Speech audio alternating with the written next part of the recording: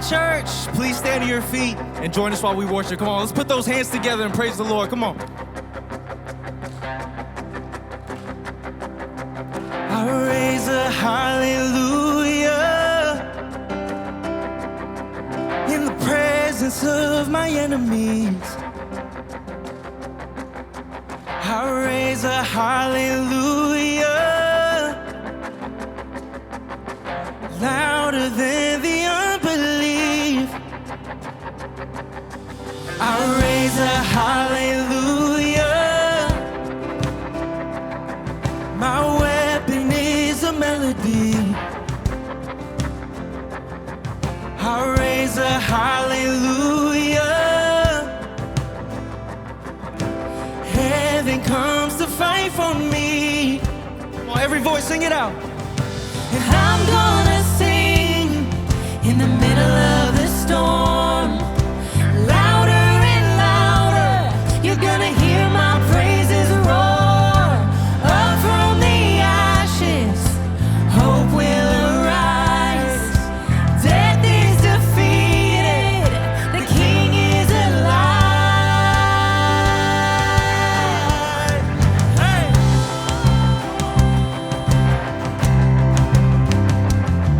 I raise a hallelujah with everything inside of me. I raise a hallelujah. I will watch the darkness flee. Come on, that's right, sing it out. I raise a hallelujah in the middle of the mystery. I raise a hallelujah. Fear you lost your hold on me. Come on, if you believe that, sing it out. And I'm gonna sing in the middle of the storm, louder and louder. You're gonna hear my praises roar. Up from the ashes, hope will arise. Death is defeated, the King is alive. He's alive. Come on, put those hands together.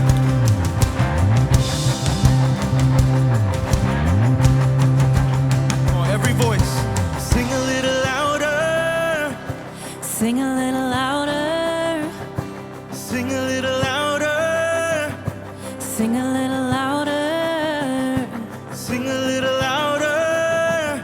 Oh, sing a little louder. Oh, sing a little louder. Let's sing a little louder. Oh, sing it out. Sing a little louder. In the presence of my enemies. Sing a little louder. Oh, louder than the unbelief. Sing a little louder. My weapon is a melody. Sing a little louder.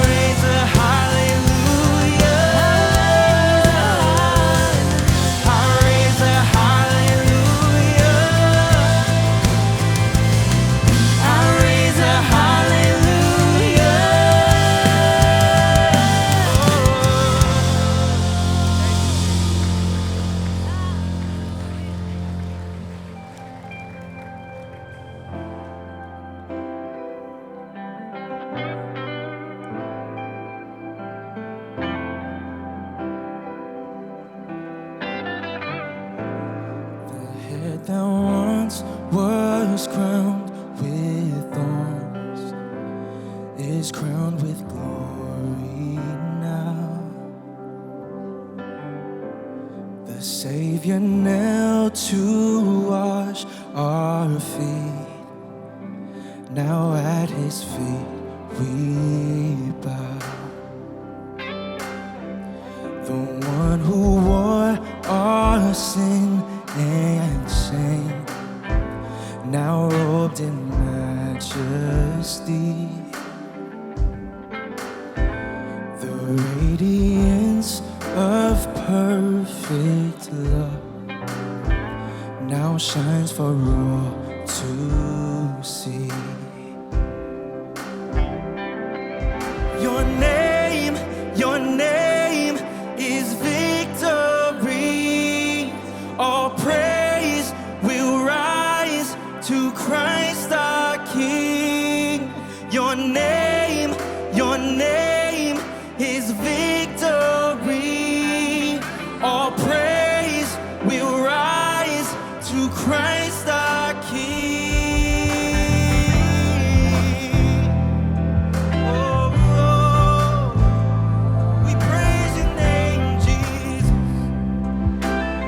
Every voice. The fear that held us now gives way to him who is our peace. His final breath upon the cross is now alive in me. Come on, that's right. Your name is victory. All praise will rise to Christ our King. Your name is victory. All praise will rise to Christ our King.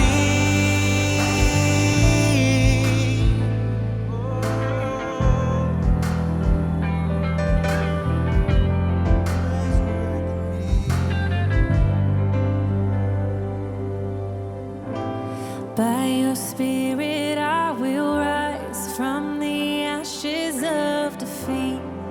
The resurrected King is resurrecting me. In your name I come alive to declare your victory. The resurrected King is resurrecting me. By your Spirit I will rise from the ashes of defeat. The resurrected King is resurrecting me. In your name I come alive to declare your victory. The resurrected King is resurrecting me.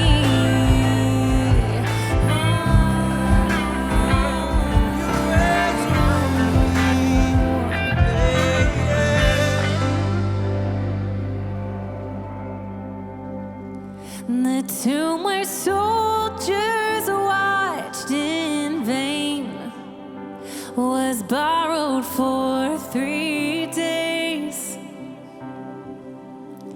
His body there would not remain. Our God has robbed the grave.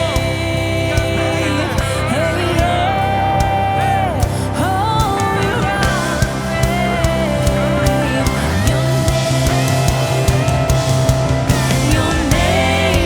Your name is victory. All praise will rise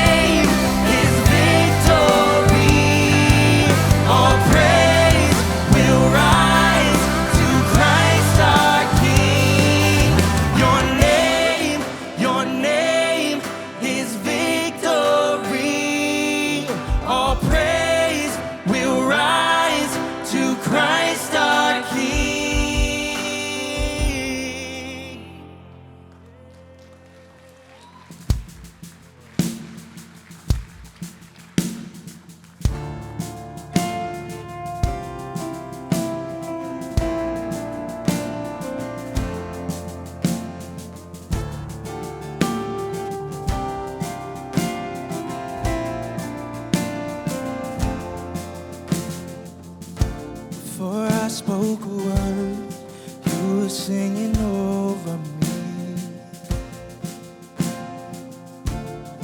You have been so, so good to me. Before I took a breath, you breathed your life in me.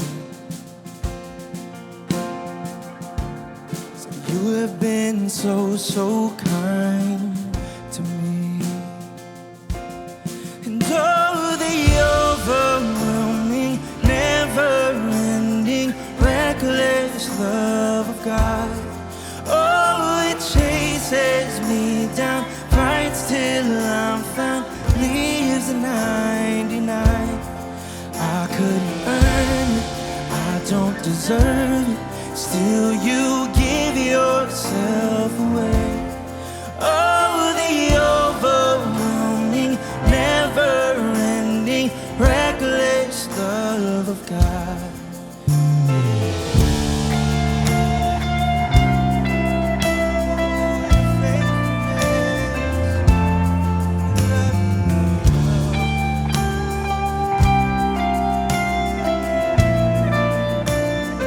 When I was your foe, when I was your foe, still your love fought for me. That's right. Thank you, Jesus. 'Cause you have been so, so good to me. When I felt no worth, you paid it all for me. You did. You have been so, so kind to me, yeah. Oh, the overwhelming, never-ending, reckless love of God. Oh, it chases me down, fights till I'm found, leaves the 99.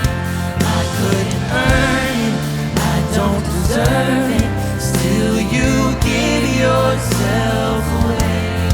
Oh, the overwhelming, never-ending, reckless love of God,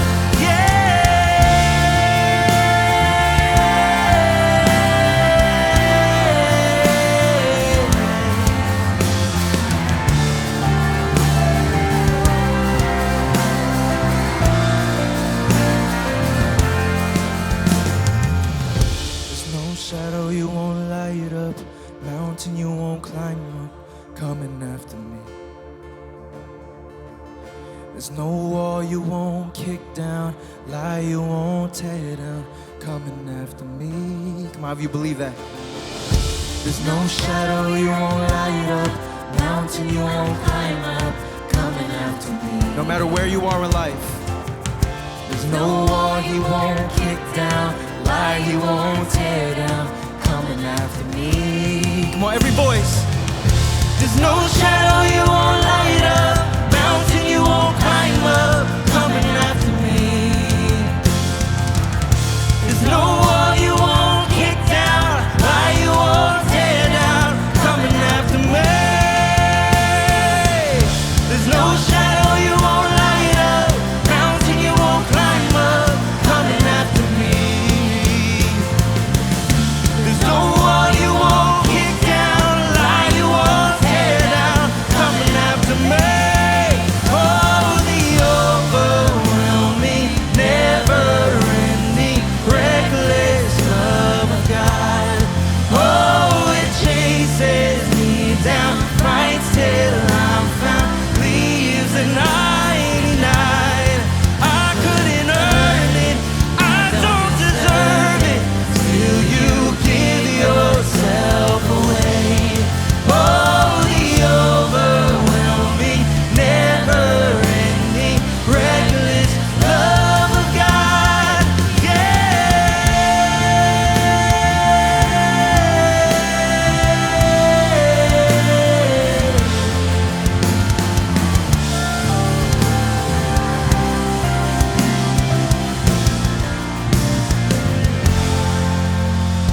Come on, can we get a shout of praise for Jesus this morning? Thank you, Lord. Thank you guys so much for worshiping with us. Before you guys take a seat, Please turn to your neighbor and greet somebody.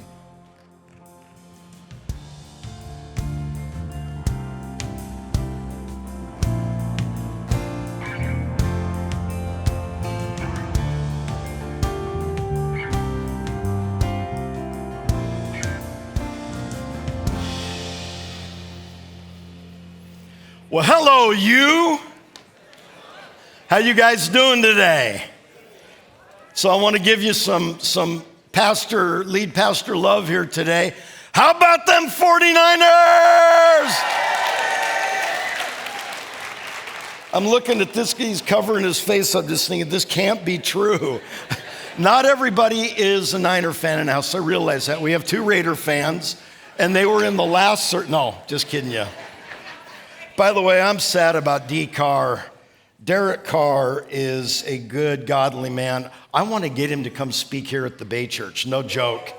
He's in between jobs. I think he can probably do it, and I think he made enough money with the nation, he could probably Uber here. So anyhow, everybody, we are in a beginning of the year series that we're calling First Things First. So really it's about priorities, right? And last weekend, we talked about Jesus first. Now look at me. I know that not all of you are there yet, putting Christ first in your life. Some of you are trying to figure out if there even is a God, etc. And so I want you to know, wherever you're at in your growing understanding or your honest searching, I respect you and we love you and you take your time. For those of you that did, because this front area was packed in all of our services last weekend. A lot of you did that last weekend. So if Jesus is first in your life, if that's what you're saying and you really meant it, then it should actually make a difference in your everyday life. And you know where it should show up first? Your family. So we're going to talk about family first. Now, when I say family, some of you just got a lump in your throat or an acid release in your gut. Because, family to you is not a happy conversation. And I want you to know that nobody is ever beyond hope and no family is ever beyond hope. And I'm just going to be the first to say it. Families are complex. In an audience like this, we've got myriad numbers of styles and approaches and value systems and stuff, right? So my job as a pastor is not to hit all 175 of those personal opinions you have in terms of groups of you with different, philosophies on family. My job is, with love in my heart, to communicate God's best version of what family looks like. You may agree, you may disagree. I can tell you, as a guy that has been, as one man, husband, father, Carrie and I have 4 adult children, 2 adult sons, 2 adult daughters. I can tell you God's way has not just worked in our life, it's been absolutely transformational. I grew up in a divorced home. My mom, there were 5 of us, lived with her. She was a cashier at the local grocery store. I was the middle kid. Many of you would share in that same exact set of circumstances. So we're going to talk honestly about family today, but I want to be a loving, encouraging player coach with you because I have not arrived. I'm still growing and learning every day as a father, as a husband, as a grandfather, etc. Now, this is additionally a really important weekend for us at the Bay Church. About 11, 12 years ago, we started calling in aligning with the birthday holiday of Dr. Martin Luther King Jr., we select that weekend, this weekend, to in honoring his memory because he was one of the great workers of justice and compassion in American history. We are focusing on justice issues today in reference to family. Now, in case you're saying, well, John, is there any linkage between issues of justice and family? Yeah, if you think about it, it's actually pretty obvious. Here it is. Healthy families create just and healthy societies. Let me put it another way. A just society is impossible without healthy families. So if we want a just culture of compassion, equity, etc., it's not like, yeah, I wish these people would get with it. It's like, I got to get my act together in my house. I got to get my house together. And by the way, about one family is all any of us can handle, right? Just when you think you're on top of it, the wheels are coming off, you need WD-40, you need duct tape, the whole place is going crazy. But we're learning how to treat one another and care for one another on this Justice Weekend in a way that deeply honors God. Now, I have somebody helping me with my message of encouragement to you today, and her name is Susan Kim. Susan Kim is a cherished friend and colleague for Carrie and I and our whole leadership team. Many of you might know her. This will not be her first time with us. She is a brilliant leader of justice in Contra Costa County because she is the lead for all of our family justice centers. We have one in Richmond, one in Concord, one in Antioch. And what she and her team are doing are transformational, especially around the ideas of injustice in homes, how little boys and girls are treated, how battered wives and women are cared for, how we can, somebody's got to be leading the charge and taking the initiative. Susan has simply been amazing. She is brilliant, left a thriving legal career, and has done this now for a decade with tremendous effectiveness. I'll also tell you she's crazy. She's one of the most fun, crazy, hysterical, and I know you hear me, people you will ever meet. I just love being around her. She just makes me smile. When I walked out here, she was dancing backstage, and that's no joke. So that's who Susan is. She's coming out in a few moments. Now, here's what I'm not going to do today. I'm not going to go verse by verse through a passage of the Bible because watch this. For the last 11, 12 years, I have done my imperfect best to teach you consistently and comprehensively about this very topic today. In other words, I have worked hard to teach you from the whole of the Bible about marriage, singleness, dating, sex, parenting principles, rearing great kids, etc., etc., etc. That's not what we're going to do today again. Today, I'm going to keep it very simple. I have just one lifestyle insight for you for your marriage. And if you're not a married person, it's still relevant to your life, but I'll speak to that for those of you that are single adults here as well. I have one insight if you are a parent for your parenting, and one insight for your future. You say, John, why our future? Because some of you have thrown in the towel. Some of you are pretty confident. You might not even confess this, but you're pretty confident that your family is beyond hope. Maybe even you're thinking you yourself are beyond hope. And I'm telling you, in God's economy, in the world view of God, our holy, loving Father, nobody, no human being is ever beyond hope. And I say that with 100% confidence because the Bible speaks that again and again and again.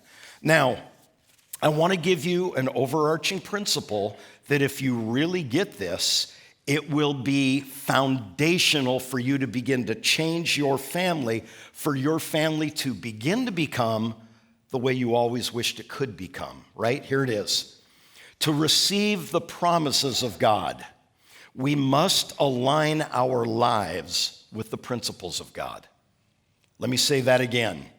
To receive the promises of God, we must align our lives with the principles of God in His book. Now, you say, well, what if I don't want to do that? That's not a problem. You can do that. And by the way, God will still love you. But now you're left to your own devices on how to put your life together. Your family, your relationships, your vocation, your parenting. In a sense, you're on your own. And God still loves you, but if I could use kind of a human metaphor, God's a gentleman. He's not going to force his way into our lives. He's not going to barge. He's not going to manipulate or trick us to let him into our lives. We have to give him invitation. We have to give him invitation. So, in the light of to receive the promises of God, we must align our lives with the principles of God. I want to set you free. And this is, I'm going to tell you ahead of time, it may sting a little bit. Oh, well, you'll get over it. You're big people. Some of you that are very unhappy with your family circumstance, indeed, maybe much of your life, you're thinking, I got a stinking raw deal in this life. Look who I'm married to. Look at the kids I got. Look at this stupid job, and that's just kind of your mentality. You know who you are. In the light of receive promises aligned with his principles, know that your life today, right where you are today, my life, right where I am today, it is the result of decisions that you and I have made in our past. An hour ago, a decade ago, 30 years ago. In other words, we're kind of getting the kind of life we deserve. We're getting what we decided for. Your evil stepmother did not do this to you. Your third grade principal did not do this to you. Trump did not do this to you, nor did Biden. We make the decisions, but the consequences, good or bad consequences, are built into those decisions. Does that make sense? And this has all the bearing in the world relative to our families. So our decisions, watch this, create the circumstances of our life. If you get out of bed in the morning and you're just dreading the circumstances of your life, the only thing you can do, and this is not rocket science, but listen to me, is begin to make different decisions. Because the way it's going now is killing you. It's breaking your heart and maybe several other hearts in your sphere of influence in reference to family. But it's never too late, everybody, to start doing the right thing. So today can be a fresh reboot, I guess is what I'm saying. So if last weekend we signed on to Jesus First, this weekend we're saying, okay, how does Jesus First affect how I approach family first in my life? And again, just one key principle for your marriage, one for your kids, one for your future. But first of all, I'm going to tell you a quick story about a wacky family. I can speak with blunt terms, not caring how they feel, because it's my family. And our family is a kind of noisy, boisterous, lovable shenanigan. That's how I would describe the Gregg home. Okay, we're a work in process. This is one day in the life of the Gregg family.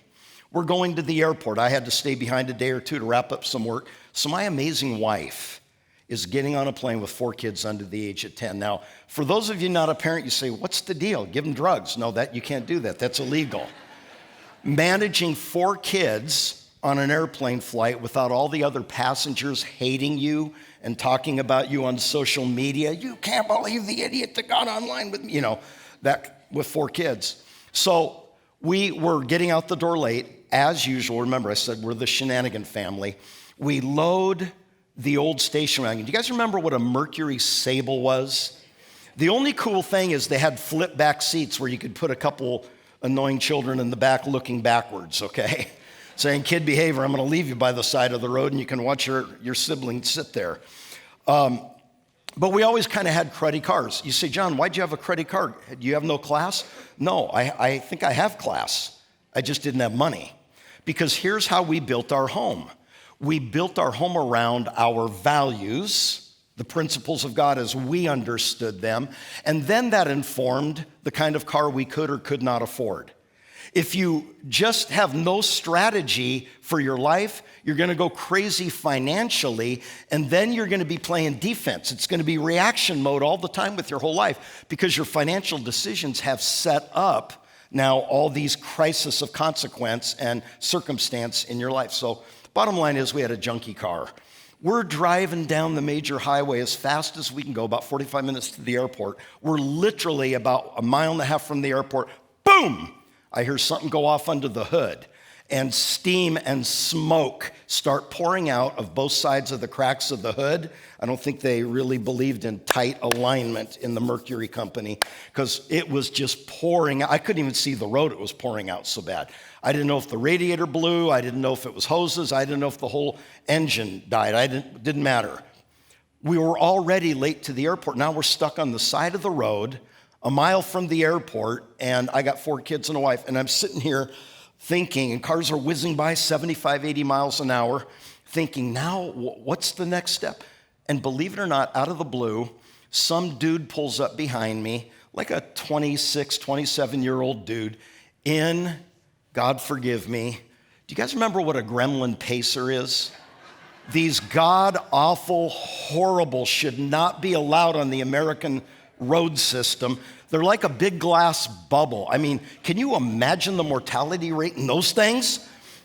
And there's one seat to the side and then a small seat in the back. I said, I had my wife, me, and 4 kids in the car. And don't forget about one other little factor, suitcases.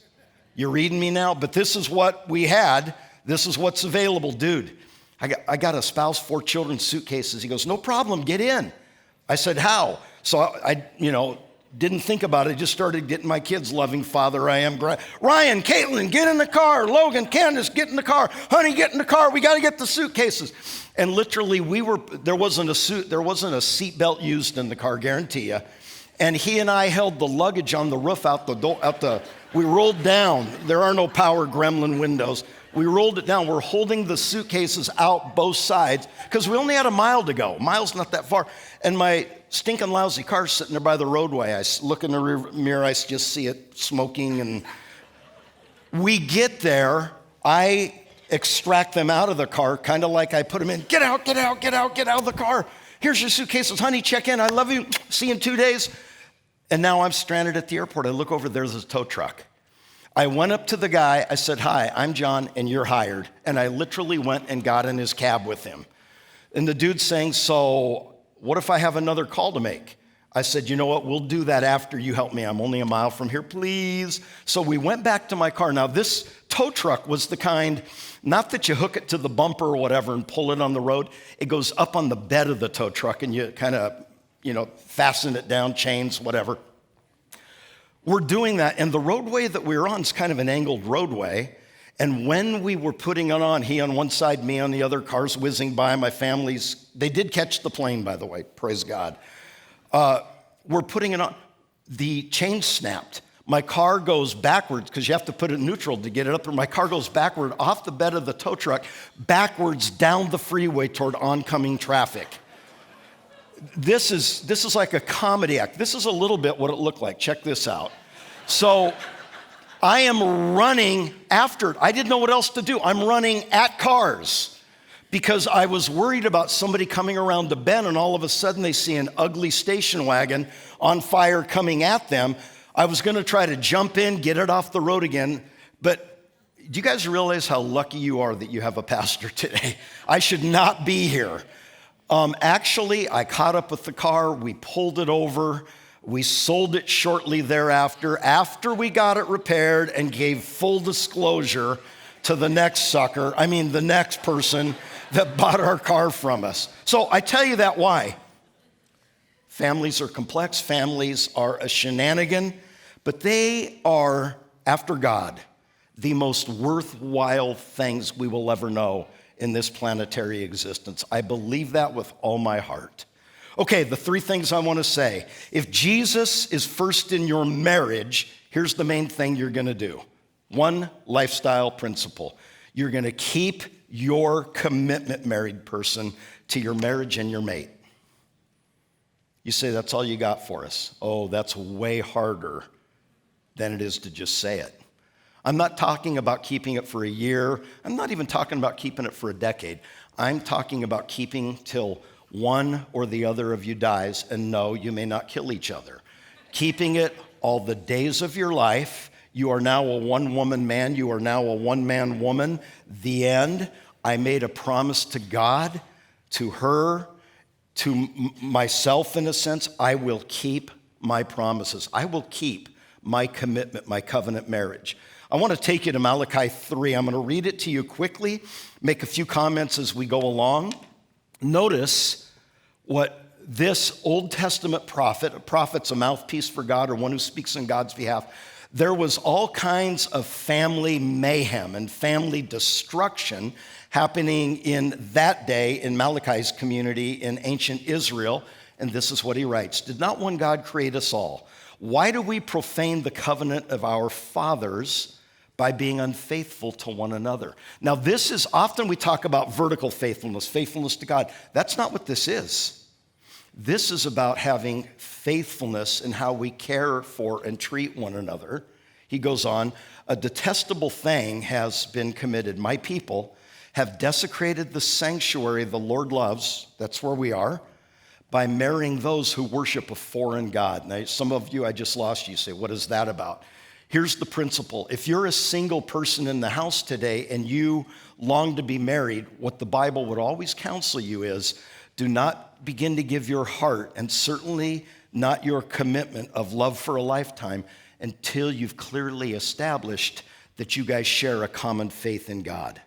It's essential. You don't have to marry somebody like that, but then again, you're on your own because you're going to have this in your marriage. You'll have a constant collision of two worldviews. Now, some of you are looking at me, and I know what you're thinking in those big brown eyes. John, what if I'm already married to somebody like that? Okay, here's what the Bible would say.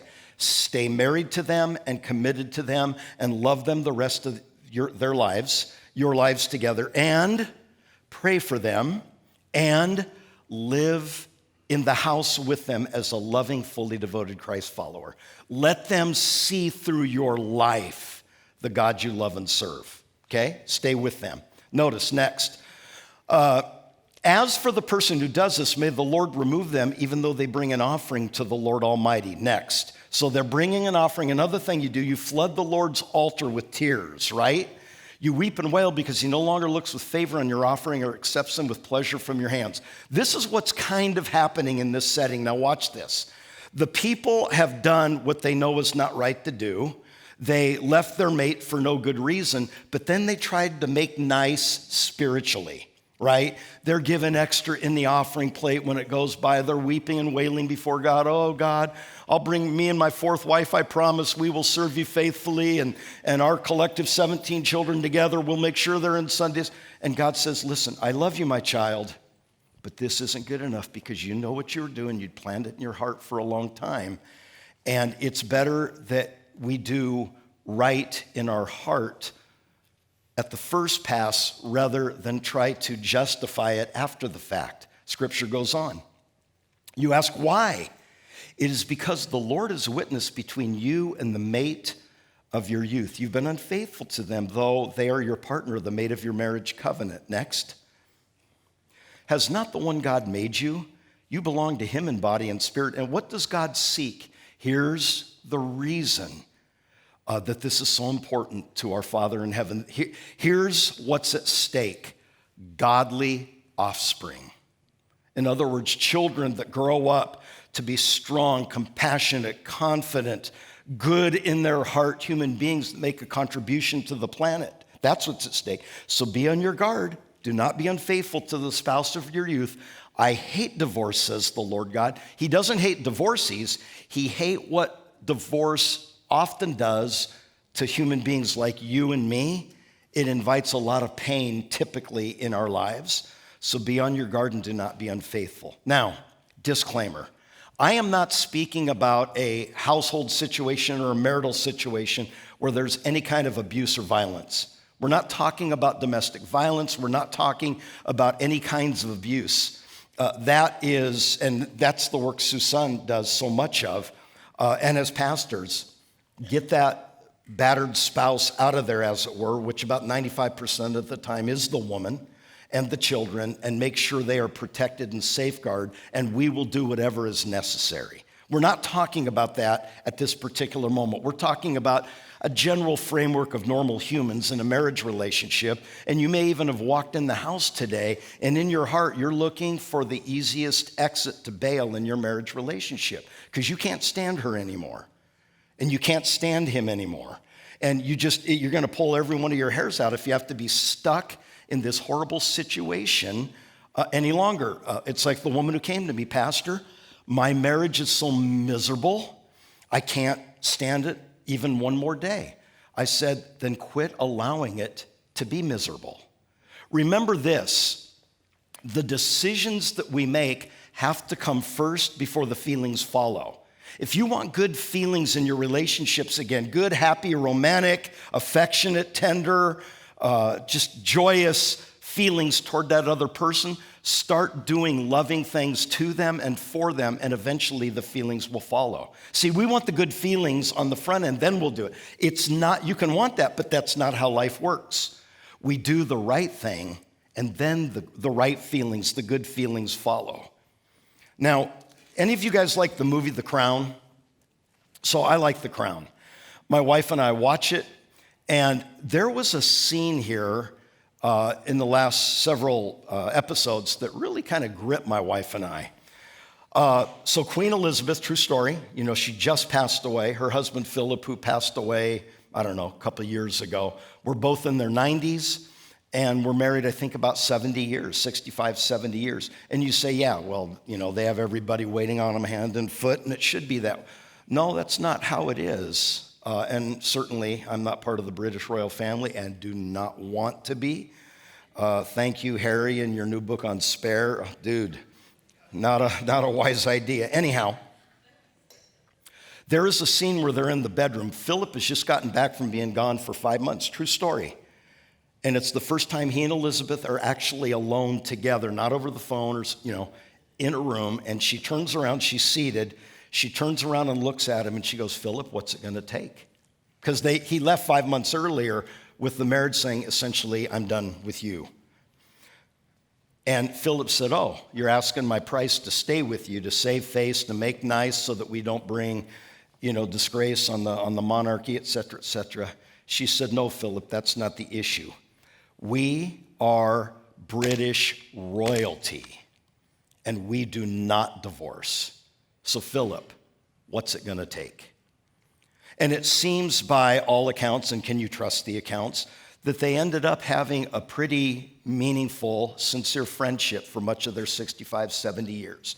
Now, friends, there is something way more at stake than making the British royal family look good, British royalty, saving face for the monarchy.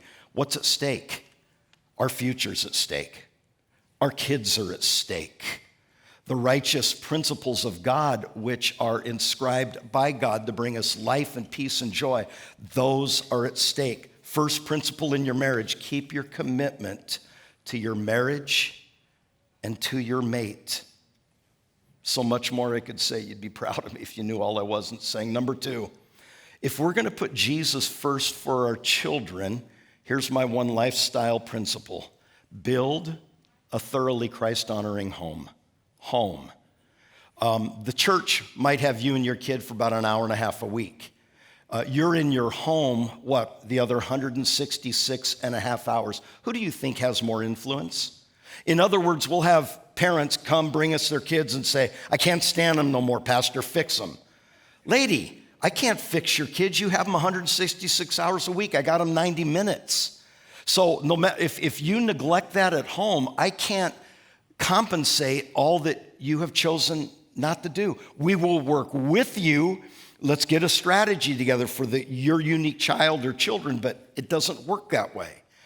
So God has always intended that through Christ-honoring homes and families, they would be a model on this broken earth of His truth and His love. And our kids are at stake. Now, when you hear me say build a thoroughly Christ-honoring home, you say, okay, John, that's it. I'm going to make a rigid commitment to go to church every weekend. No, I'm not talking about go to church more. I'm talking about build a Christ-honoring home. And I've got some practical tips for you. But build a Christ-following home. Being a Christian isn't going to church. Being a true Christ follower is being the church. It's not something we do, it's something we're becoming.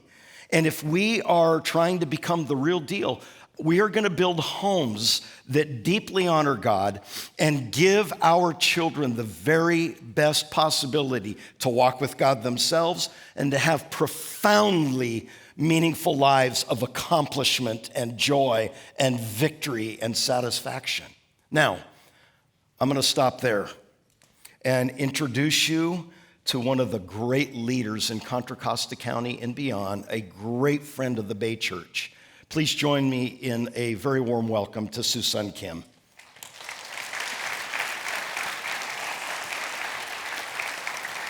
Hello, friend.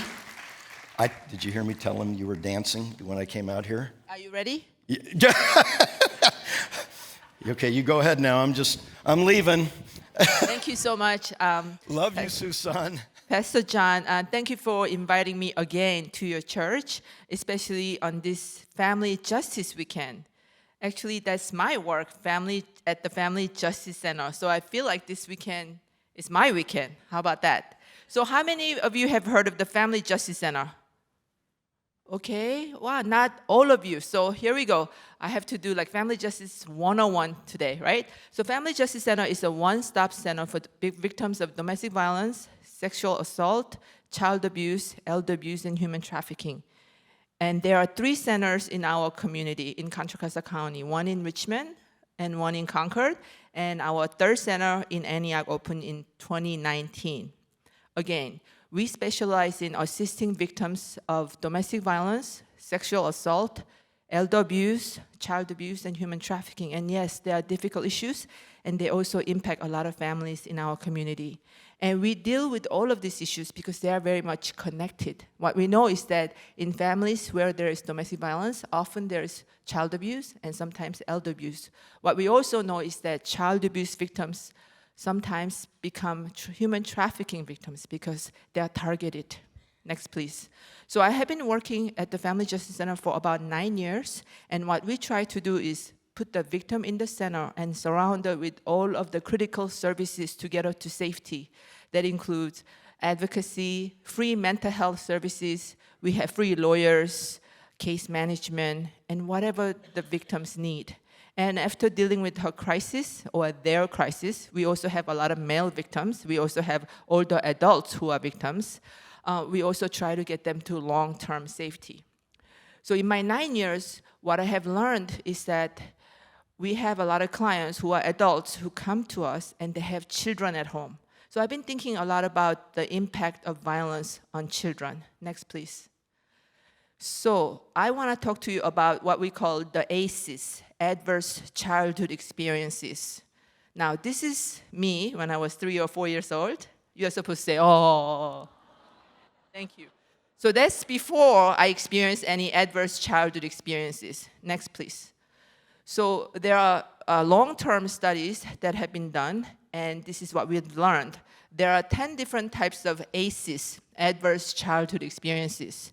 And these are the experiences you had before you turned 18. So please think about this. Before you turned 18, did you have any physical abuse, emotional abuse, and sexual abuse? In each of these categories, you get a point. Neglect. Were you physically neglected or emotionally neglected? So physical neglect means you didn't have enough food, you didn't have clothes. Emotional neglect means you felt nobody loved you. Then there are 5 different types of things that were happening in your home. 1, there was someone in your household who had mental illness, or your mother or stepmother was physically abused, or your parents were divorced or separated. Pastor John talked about that too. And someone in your household was incarcerated. And another point goes to substance abuse. Someone in your family had substance abuse. So I thought about these 10 ACEs scores, and I thought about my childhood. And my father left my family to come to the US, and he left us in Korea. That's 1, separation. And then after he left, there was generally physical and emotional neglect. And then I learned later my father was also an alcoholic and had physically abused my mom. So pretty high ACEs score. And then I thought about my dad's life. His father actually was a heroin user, left the family, and his mom also left the little kids. My dad was very young when his mom left to go and work somewhere, and so on and so forth. And I think his scores were maybe 6 or 7. Next, please.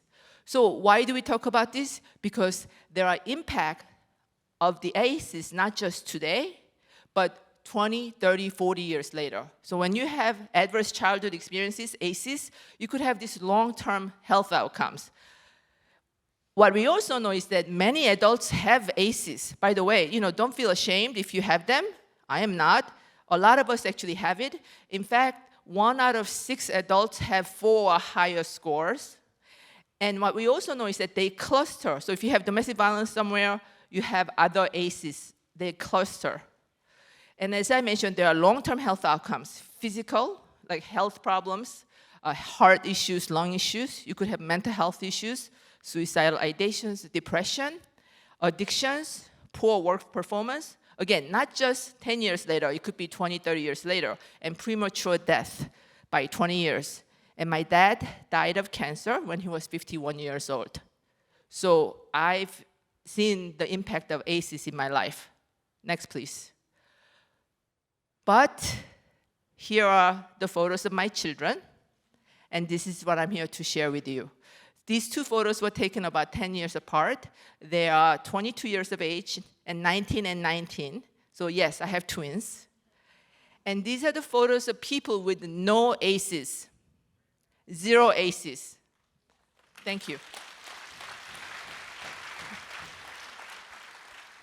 My husband and I have been married for 31 years, and we have three children. They are not perfect by any means, and they are lazy, but they have 0 ACEs. Next, please. And here's why. Because I was able to break the cycle of violence and abuse in my life, in my family. And how did I do it? Was I lucky? No. Actually, research has shown that I had that resilience factor of having close relationships with caring adults. My grandma gave me unconditional love, and I had an aunt who was always there for me. I had that caring adult growing up. That was the antidote to my ACEs. Also, caregiver knowledge of positive parenting skills is another resilience factor. Having a sense of purpose through faith, like all of you here, you are an antidote to the ACEs. And opportunities to connect socially, so let's connect after this service. I'm gonna be out there in the lobby. And then practical and available support for parents and families. That would be the Family Justice Center. And then communities that support and value other people and health. So we are the resilient factors to the ACEs here and right now. Next, please. So here's how you could stay in touch with me, and thank you for having me here. And let's keep working together to keep our families and communities safer and healthier. Thank you. Stay here for just a minute. Do you see what I mean about a treasure for our community and our county? I can tell you that we love you, Susan, and your 3 lazy boys, and your husband. We love you, we respect you, and we are so thankful for you. And we want to partner with you to help bring justice and compassion to our county. Would you give it up one more time, your deep appreciation for her work? Thanks, Fred. And Susan, you are an adorable little kid. That picture, I got to get a picture of that. That is great stuff.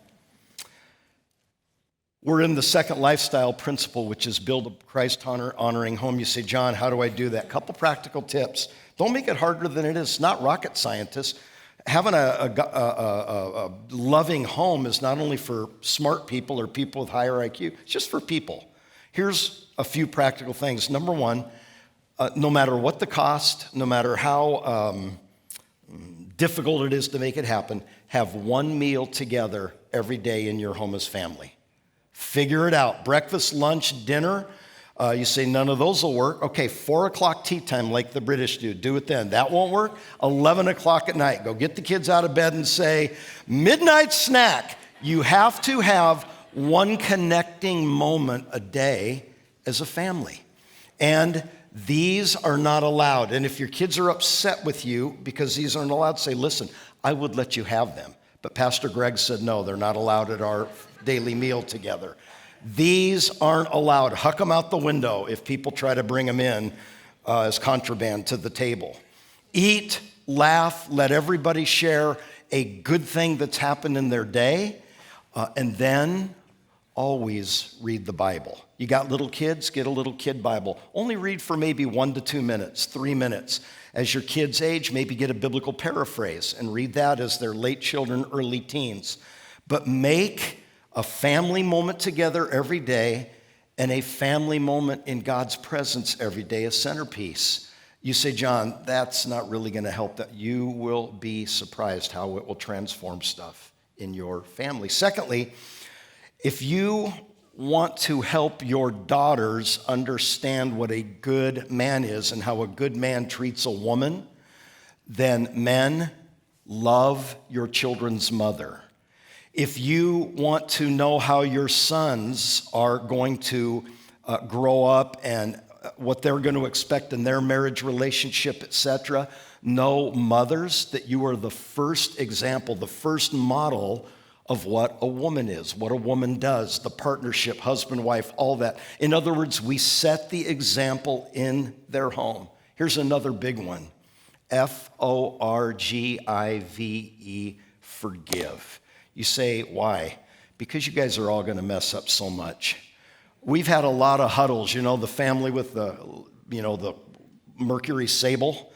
Okay, we also had times where, and I'll blame myself, I was having a no good, not very nice, bad hair day, and I'd get my family together at some point and say, guys, and we'd all sit on the floor in a circle, and I'd say, just quick meeting, Dad needs to apologize. And I'd name who I'm apologizing to and why. And I'd say, what I did was wrong, and I hurt you, and I know it. Would you please forgive me? And I'd look in their eyes and say their name because I was so convicted for what I just done, whether it was a sharp word, whether it was impatience, whatever it was, right? The balance that you need is high love, high discipline. All the research says a balanced approach of high love and high discipline. And by discipline, I don't mean spankings. By discipline, I mean structure. No, child, in our home, there is a thing called a curfew.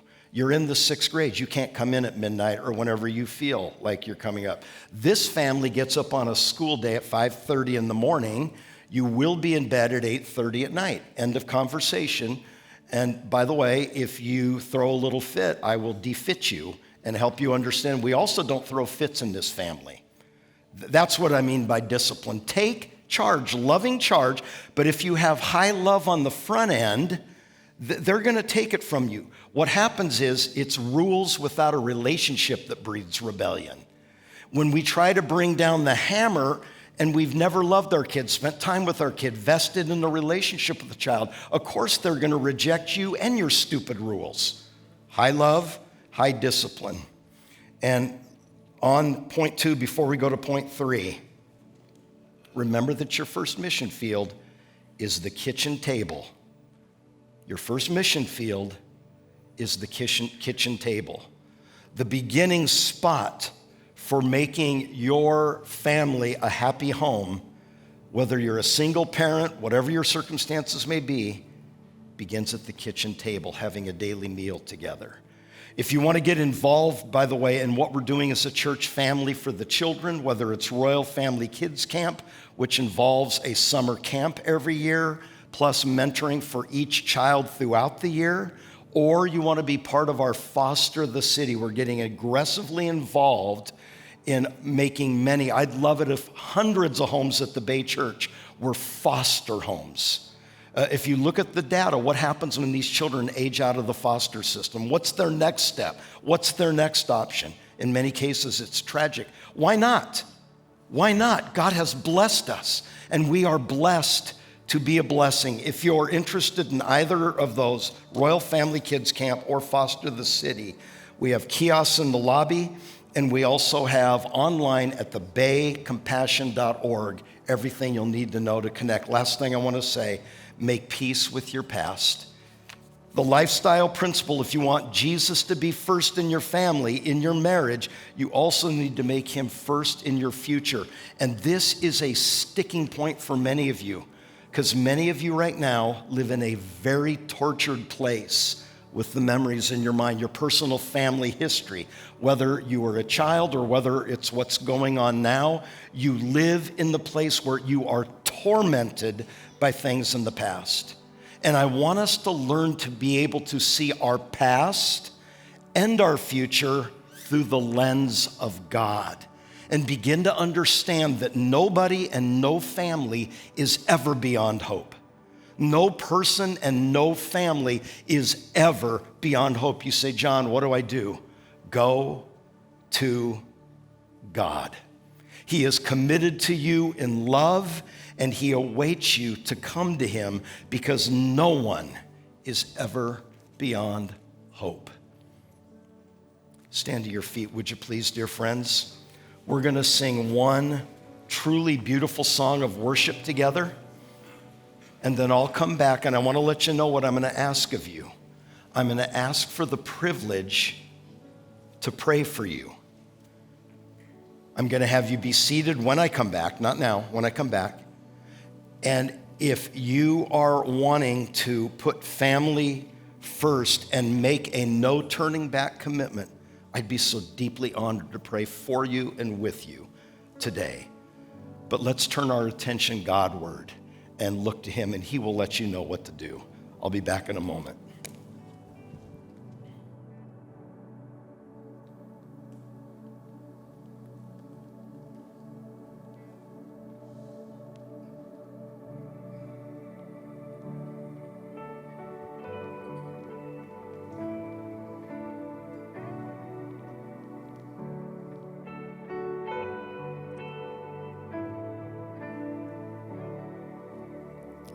It was my cross you bore, so I could live in the freedom you died for. And now my life is yours, and I will sing of your goodness forevermore. Worthy is your name, Jesus. You deserve the praise. Worthy is your name. Worthy is your name, Jesus. You deserve the praise. Oh, worthy is your name.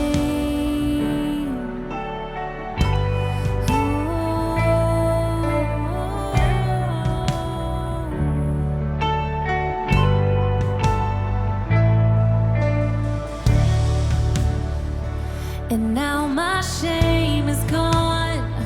I stand amazed in your love undeniable.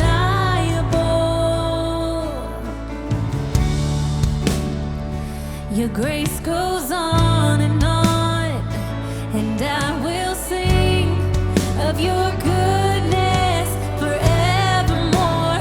Worthy is your name, Jesus. You deserve the praise. Oh, worthy is your name. Worthy is your name, Jesus. You deserve the praise. Worthy is your name. Worthy is your name, Jesus. You deserve the praise. Oh, worthy is your name. Worthy is your name, Jesus.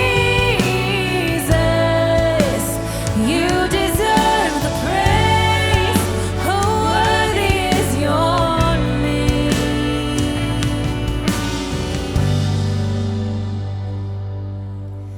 Oh, worthy God, we exalt you. Be exalted now in the heavens as your glory fills this place. You alone deserve our praise.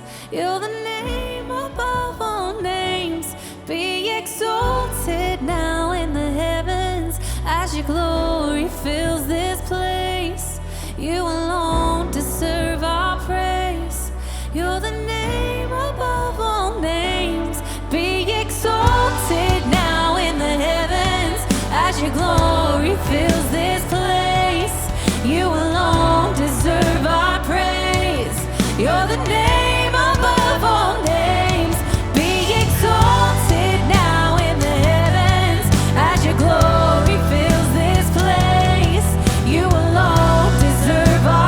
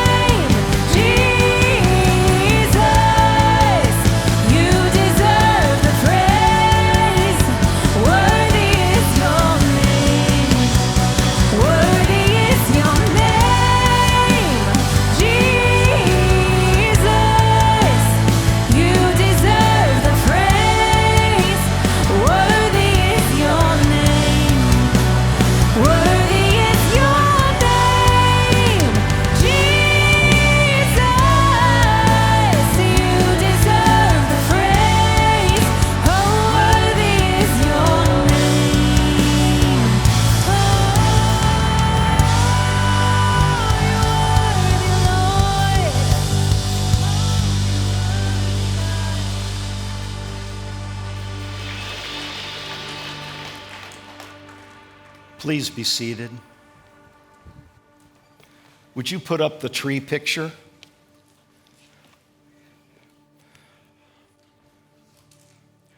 One of our team was walking in the community this week here in the Bay, and they came upon this in a local park. And we all know that all kinds of trees have come down. What are we since Christmas? Like in our 11th atmospheric river?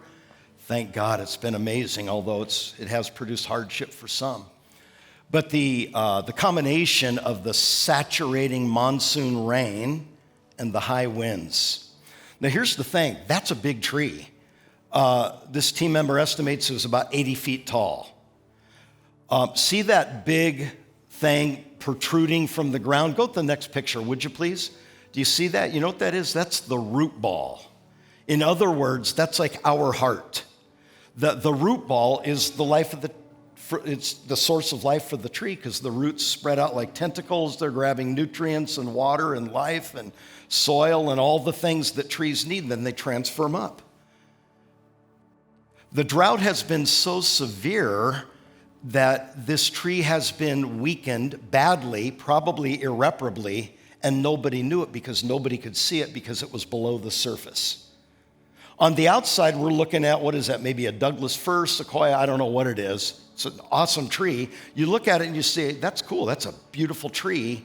You don't know how close that tree is to death until a storm of life came against that tree, till the storm of life comes against the tree of our family, our home, our marriage, our parenting, our heart.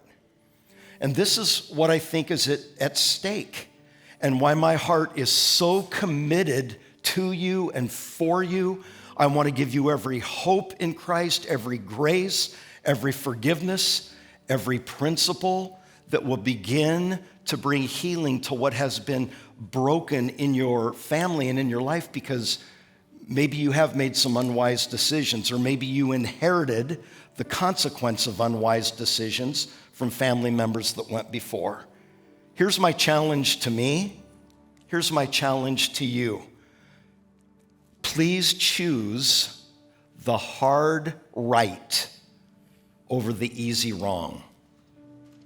I'm asking you, for the sake of your life, 10, 20, 30 years from now, 40 years, we probably will not be together like this. Certainly we won't. Life happens. But I promise you, in 30 or 40 years, you will fall down on your face and thank God that back in the day, you chose the hard right over the easy wrong, because now you're eating the fruit of a life that is founded upon wise decisions. Your life actually wasn't rotten at the core so that the first monsoon rain would topple you over to death.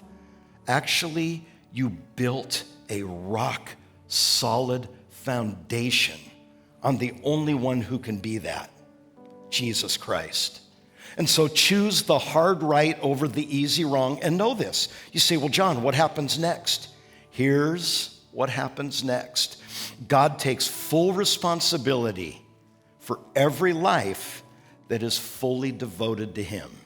I don't know what comes next for you, but I know that if we do the right, if we choose wisely, if we operate in forgiveness and grace and have a fresh new hope for our lives, our family, our marriage, our parenting birthed in our heart, when God is in the mix, transformation happens, miracles happen, healing happens, wholeness happens.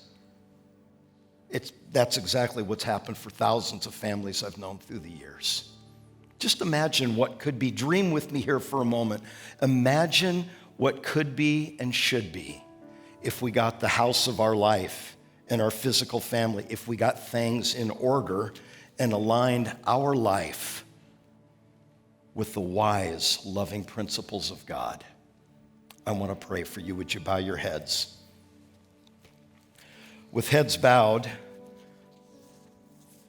if you are wanting to be prayed for because this is what you want, no turning back. It's not a momentary impulse. It's not just a flash of conviction or guilt and, you'll be fine in an hour when you're over at Red Robin having lunch on Sunday, whatever. But you mean it. I would so love to pray with you and for you right now. If that's you, to put your family first stand to your feet, would you please? That's right, just stand. Just stand where you are. We're not going to have people come forward this week. I'm going to just have you stand where you're seated, and I will pray for you. Keep your heads bowed and afford a moment of privacy and a moment sort of anonymity for each person in the house. Is there anybody else out there? You know you should be standing. Please do so. Please do so. This faith community called the Bay Church is a safe place to get it right. Nobody's judging anybody. Safe place to get it right. And so, Father God, for these beautiful men and women, these courageous men and women, probably some repentant men and women, even some brokenhearted men and women, discouraged men and women, you are the God that restores lost years and lost relationships. You are the God that repairs the breach. You are the God that restores and makes all things new. If it's true when we come to you in relationship, it's true in this circumstance as well, that when we stand to our feet right now for prayer, and I'm standing too, that we've become new.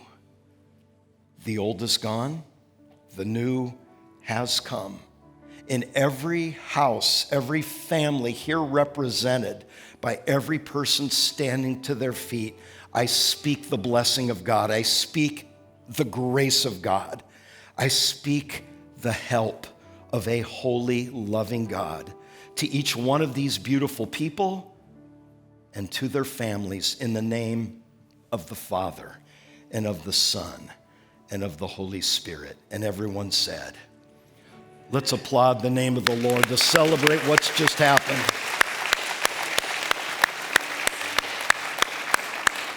Hallelujah. You may be seated. Hold steady for just a moment. A couple of our great team members have an update for you, and I'll come back and wrap the service. Hey, Bay Church. Thank you so much, Pastor John, for that phenomenal word. My name is Apollo, and this is my friend, Melvie. That's right. Hey, if there's something from Pastor John's message that really resonated with you, stuck in your heart, or you're saying, hey, I feel a call to do something and to serve, or you're saying, hey, I just need some extra prayer today, we'd love to support you. Right here to my left, your right, there's some big lit up letters that say prayer over there. We'd love to pray with you, connect with you, see how we can serve you as a body of Christ. Yes, we also will have our intro room available at the end of service over here in the back of the auditorium in the family room. We just invite you to come on back, meet some of our amazing team members, and maybe you want to ask some questions or get connected, figure out how you can get plugged in and learn more about our church family here. That's a great place for you to go and get connected. We also have a gift for you as well, so right. take some time, gifts. come on by. It'll be a quick little meet and greet. We also, at the end of this month, have an amazing worship and prayer night that's going to be taking place. It's going to be on Sunday, January 29th. It's going to be in the evening. So after all of our Sunday morning services in the evening, we'll be having a worship and prayer night. And again, it's just a great place for us to come together as a church family to continue just worshiping and praying for what the next year holds for us. So we invite you, come on out. It's going to be a great night, and we hope to see you there. That's right. That's right. And I'm also so grateful that Susan Kim came and shared about just some of the things and ways that we have been able to support some of the people, the foster kids and families in our area. And a lot of what is happening is not possible without you and your giving. Whether it's through Foster the Bay, whether it's through Royal Family Kids Camp, there's so many ways that tangible needs are being met. So thank you first and foremost for your continued giving. As we transition to another time of giving, I'm just praying and believing that God will continue to serve the children of the Bay Area and beyond. And so if this is your church home, we love for you to continue giving your tithe above and beyond your tithe to families in our area. Maybe it's your first couple times here. I want to encourage you to maybe give for the first time today as we continue seeing what God can do here locally in the Bay Area and beyond. Now, there's 3 different ways you can give. You can text to give. The number was just up on the screen. You can give on the way out here as well today. And you can also give online or through the Bay Church app. Lots of different ways that you can give today. Yeah, right now we're going to take a moment to just check out this quick video of someone that attends our church here that has an amazing testimony of how prayer has affected their life. So check out this video with us. When I think about prayer, and I had a conversation with my wife, and we say that sometimes we have some disappointments with life events, And I remember when my mother-in-law was sick, when she was diagnosed with pancreatic cancer. And I was upset, frustrated, hurt. And I remember when she passed away from it, I was like, well, Lord, you said that if we just believe and have faith and we pray that, you have a faith as a mustard seed, God will cast a mountain to the sea, right? But at the same time, I realized that it was about God's will. So my prayer has actually changed. It's like, Lord, just give me strength to deal with the hurt, the pain, and reflecting on that helped me to understand that that prayer, it gives you a center, it gives you grounding, it gives you foundation just to deal with life. Even from day one until now, I constantly pray. Prayer is something that grounds me. Prayer is something that gives me hope. Prayer is something that I think it just, without it, I can't function, period.